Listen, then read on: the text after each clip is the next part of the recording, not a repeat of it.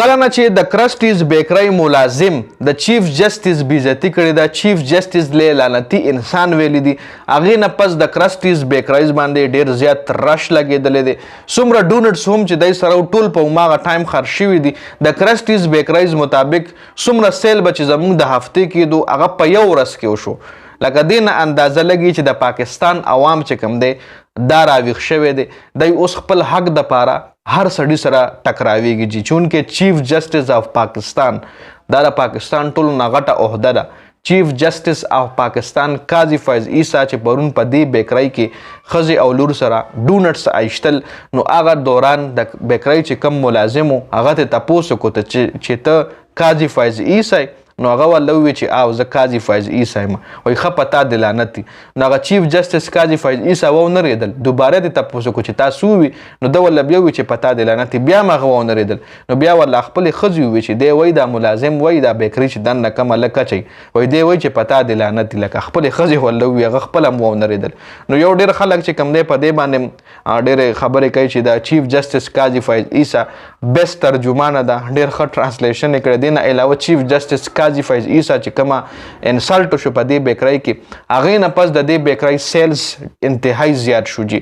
خلک ورځي دغلته ټیک ټاک جوړوي، ټول ټیک ټاکران، ټول سوشل میډیا انفلوئنسرز دغلته به تاسو ډېر ویډیوز اوس وګورئ، د دغه ډونټس ډېر ویډیو به تاسو وګورئ چې ډېر په شوق باندې خلک لګیا وي او د دې نه ډونټس اخلي. اوس په خلک ځي دغلته به ډونټ اخلي او ټیک ټاک ویډیو به هم جوړوي، ځکه کریز دی د عمران خان کریز دی په دې وطن کې.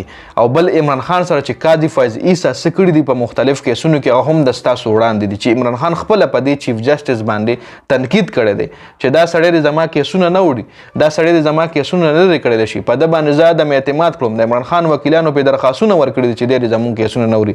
وجه څه ده چې دی د مسلم لیگ نون طرفداري کوي، د مسلم لیگ نون ساید اخلي. یو ایکسټنشن چې کومه معامله ده پاکستان کې آئینی ترمیم چې کومه معامله ده په هغې باندې ګوره عوام اوس پوه شو، مخکې نو پوهې، اوس عوامو کې عقل راغو، عوامو کې آګاهي راغه، عوام فکر او سوچ کوي چې زموږ ملک څوک غر کوي، زموږ ملک ته نقصان څوک ورکوي. دې نه مخکې چې کوم د پاکستان چې کوم آرمی چیف و باجوا صاحب د هغه په فرانس کې یو ملک یو انسلټ شو، یو ویډیو راغلی وه.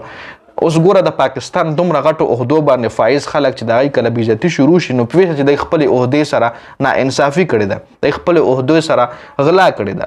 اوس چیف جسټس د پاکستان یوه ډېره غټه عهده دی، په حاضر سروس دی، په سروس باندې دی. اوس هم د ده څومره پاور ده چې په سروس باندې وي او هغې نه علاوه هم چې عوام د سره داسې قسم رویه کوي. نو بیا چې کله دی ریټایر شي دی خو بیا یو ورځ هم په پاکستان کې نشي تېرولی، دی به خامخا بل وطن له ځي، خامخا بل وطن کې یو بقایا ژوند تېروي، ځکه چې د پاکستان عوام به دی نه په بازار کې پرېږدي، نه به په جومات کې پرېږدي، نه به یو ځای پرېږدي، نه به بل ځای پرېږدي، ځکه هر ځای کې به د پسې همدغه رنګ اوازونه کېږي، ځکه چې د خپلې عهدې سره ناانصافي کړې ده. او په دې دنیا څه کې چې په هغه دنیا به هم د سره ډېر سخت حساب کتاب کېږي. نو دا اپډیټ شو، د ویډیو کتلو زیاته مننه. والسلام.